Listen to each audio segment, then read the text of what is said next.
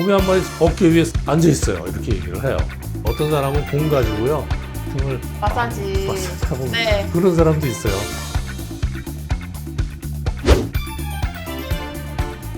등이 뻐근하신가요? 그냥 자세 때문이라고 넘기셨나요? 그런데요, 그 통증 위치에 따라 완전히 다른 병일 수 있습니다. 안녕하세요. 통증을 정확하게 진단하고 수술 없이 해결하는 의학 정보 콘텐츠 통증왕 최봉춘입니다.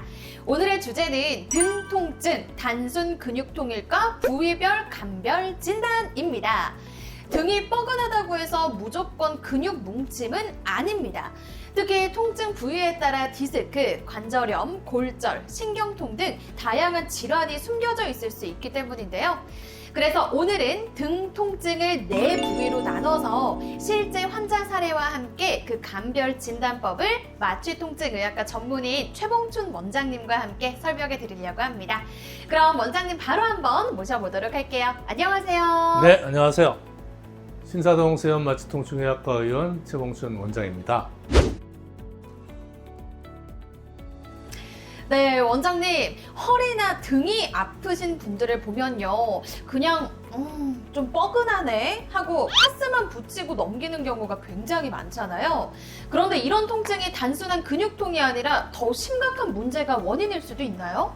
네, 우리 병원을 찾는 분들 중에 많은 분들이 이 등 쪽이 아파서 오는 분들이 있어요. 하나같이 말하는 게 등에 담이 들렸다는 얘기를 해요. 담이 들려서 이게 아픈데 근육의 문제인 것 같으니까 좀 치료를 해주세요. 이렇게 와요. 사실은 등이 아픈 통증 간단하게 원인도 알고 그러면 쉽게 치료되는 경우도 있지만 또 경우에 따라서는 이 등이 아프고 이런 거 상당히 어려워서요. 뭐 원인도 잘 모르고 치료해도 잘 안 낫고 상당히 오래가고 굉장히 괴로워요.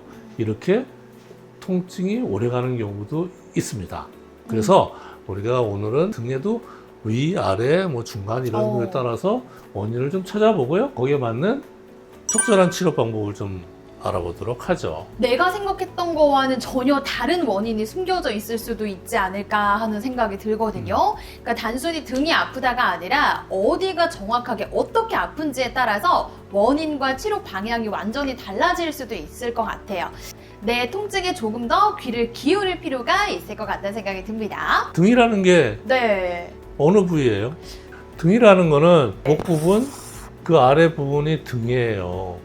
이 아래 부분은 여기서부터는 허리잖아요. 네. 그죠? 네. 그 허리하고 목 사이가 바로 등 부위라고 얘기할 수가 여기. 있죠. 척추는 목, 허리 이렇게 나오는데 목은 경추라고 그러고요. 네. 경추라는 부위가 바로 등 부위예요. 아, 그렇군요. 그 다음에 허리 부분은 요추라고 하죠. 경추, 흉추, 요추 이렇게 하는데 이 흉추 부분이 해당되는 것이 바로 등 쪽 부위라고 그래요. 그래서 이 부위가 아플 때는 다 일반적으로 등 통증 이렇게 얘기를 하죠. 네, 그렇군요. 자, 그렇다면 지금부터 자세하게 살펴보도록 하겠습니다. 근데 우선 일단 등 부위를 우리가 4부분으로 좀 나눠보죠. 네. 목에 가까운 부위, 날개 축지 부위, 그 다음 날개 축지 아래 부위, 그 다음에 옆구리 부위 이렇게 나눠서 우리가 원인을 좀 찾아볼 건데요.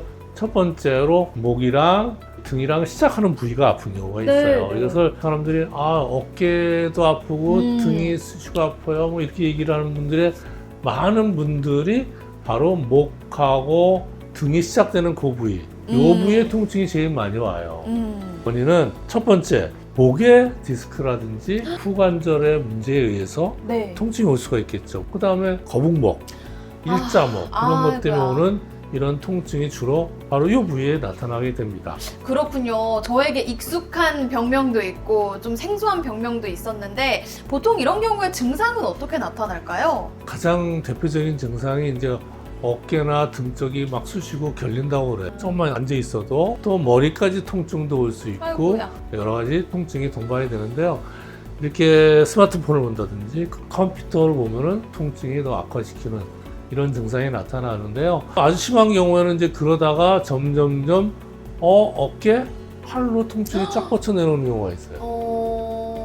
이런 경우는 이제 목에서 팔로 가는 신경이 눌리거나 염증이 시작된다는 신호라고 볼 수가 있습니다. 제 예를 한번 얘기 드리면 네네. 또 한 40대 여성분인데 내원했어요.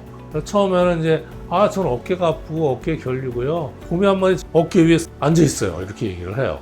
그래서 이제 치료도 받고 그런데 통증이 없어지지 않고 계속 병원을 다니는데 어느 날 갑자기 이제 어깨가 아픈 게 아니라 팔까지 저리고 땡기고 아프다고 얘기를 해요. 그거는 목 디스크가 심해진 거예요.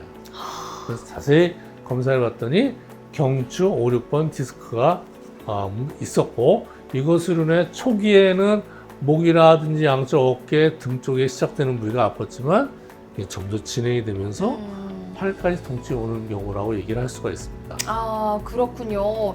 그래서 이분은 어떤 치료를 받고 좀 쾌차하셨을까요? 네, 아무래도 이제 통증이 처음에 목이나 어깨부터 시작해서 팔로 좀 내려왔기 때문에 초기에서 아주 심각한 어떤 문제는 아니겠고, 디스크가 초기에 진행이 됐기 때문에 목은 견인 치료 같은 걸 하면 도움이 되고요. 또 하나는 그 신경에 염증이 있는 부위에 주사를 통해서 신경의 염증을 치료하고 근육을 이완해 주는 치료를 해드렸어요. 그랬더니 치료받으시고 좋아졌는데, 근데 제일 중요한 거는 이제 목이라는 거는 항상 구부리고 일을 하다 보니까 맞아요. 신경이 계속 문제 재발할 수 있기 때문에 치료, 운동, 자세 이런 걸 관리를 잘 해야지만 또 좋아질 수가 있어요. 그러면요, 원장님, 그 다음 두 번째로 등 한 가운데가 아픈 경우는 단순히 근육의 뭉침으로 봐도 되는 걸까요? 네, 바로 이 부위가 많은 분들이 얘기하는 다 문들렸다는 부위. 어느 부위인지 보여주면요. 네. 여기 날개뼈라고 그러잖아요. 날개뼈서부터 날개뼈 끝나는 이 부위까지 정도가 바로 등의 중간 부위죠. 네. 등한 중간 부위가 아파갖고 결려서 내원하는 경우죠. 이 부위는 흔히들 얘기하는 게 환자분들이 뭐라 하냐면, 제 날개 축지 옆이 막 쑤시고 아파요. 날개뼈라고 그러죠. 날개뼈. 이런 경우에는 보통 흉추에 문제가 생기는 경우인데요. 네. 첫 번째, 근근막 증후군 때문에 근육에 의해서 오는 경우도 있고, 또 하나는 거기에는 이제 갈비뼈, 그쵸. 늑골이라는 데가 있죠. 늑골하고 척추하고 이어져 있는 부위가 관절염이 생겨서 오는 경우가 있어요.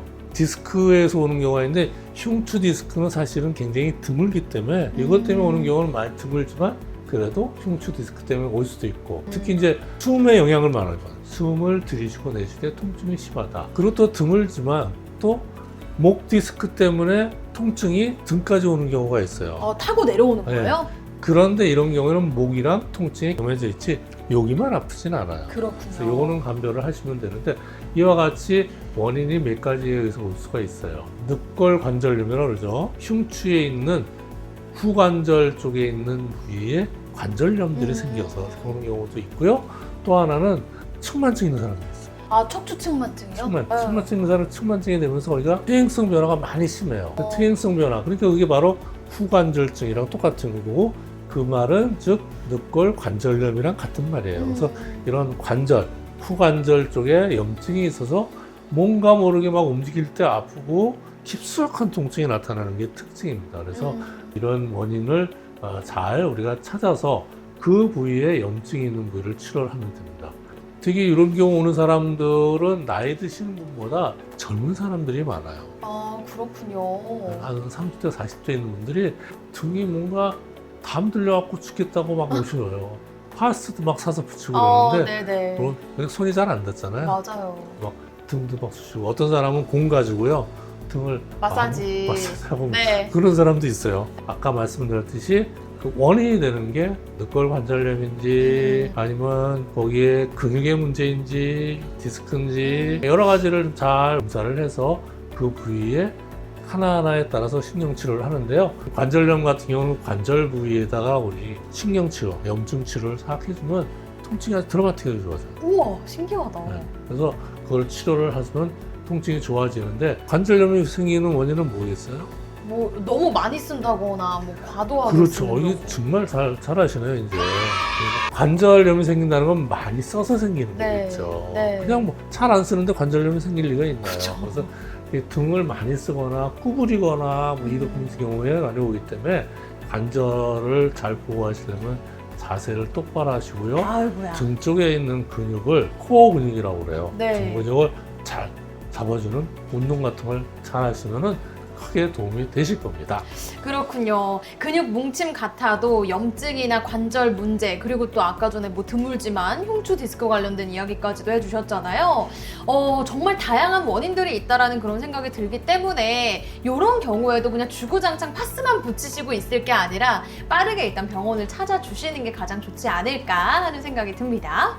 자, 그러면 지금 한 등 부위 4군데 중에서 첫 번째, 두 번째까지는 왔잖아요, 원장님. 나머지 두 부위의 통증도 같이 한번 알아볼까요?